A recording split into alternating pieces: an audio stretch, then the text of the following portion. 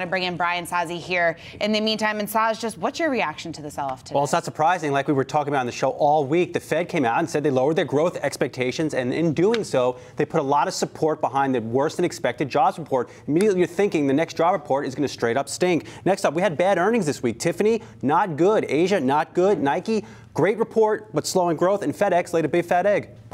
They certainly did. That was a great way. Right. 30 seconds. Have a great weekend. Sell-off. We just come back to it for you. Saz, how about the yield curve? We've been talking about that, the inversion here between the 3-month and the 10-year, just in terms of what this signals about a possible recession over the next year, 2 years, 3 years. What's your take on that? Most people have no clue what that even means. The yield curve is inverting. All they see is that equals potential recession, and they sell. They get and that's nervous. It. And all the machines just sell, sell, sell. And until that stops playing in the headlines, and you see that inversion start to turn the other way, that's what it is. So with the inverted yield curve, certainly the pressure this week has been on the financial sector. We've talked a lot about the pressure that banks are under. For those who kind of follow the Russell 2000, 20% of the weighting in the Russell 2000 is the small regional banks. Just going through a few numbers here to give some context to the week at large. Right now, the NASDAQ actually remains in green figures for the week, up a couple tenths of 1%. The Russell is off nearly 3% for the week. Now, on today's session, the Russell is off over 3%.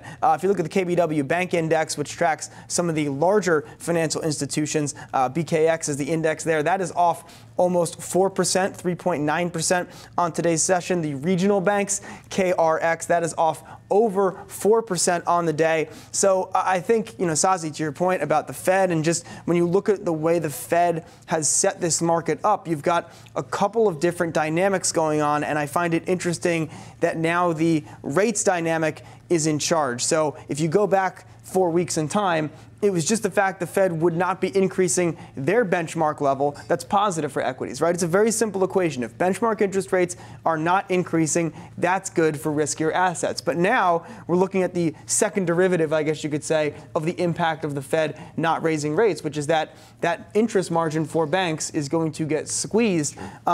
But I would be skeptical about the signal that banks are sending about the economy, because a lot of talk today has been, well, mortgage rates are low. That's positive for housing, and that is ultimately strong for the consumer. Well, if there's any positive to be taken from this dreadful session into the week, it's that you're not unlikely to see that big 1,500-point down day in the Dow. Not yet. Yeah. Why? 443. Because you still have very low rates, and you have the Fed saying they're not going to raise rates. But a couple 400-point down days, and you start now, certainly you're down over 1,500 points just like that.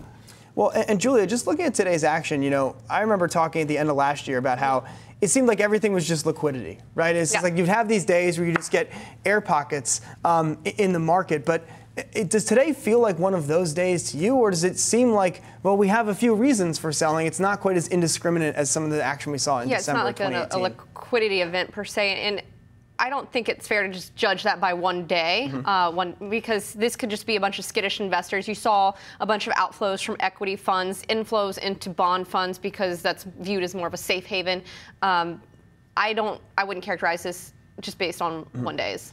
And also what's interesting, just going off what our last guest was saying, Ed Moya, he was here and he basically was just saying that while this is a concern, a big point drop, he wasn't discounting the sell-off that we were seeing today, but he was just saying overall that there's still a lot of positive movements in the markets today. Still a lot of reason to say, or to think, I should say, that the market will continue this move to the upside for the rest of 2019. One of the key things that he was watching was the potential trade deal between the U.S. and China. The fact that it seems to be that we are inching closer and closer to a potential resolution. That if we do in fact see that could then, of course, be the catalyst that we need in order to reach new highs. I just wonder how much of that is already priced in. Yeah. So, and that's been is that whole trade, even is that fading? Right. Sorry to rhyme, but.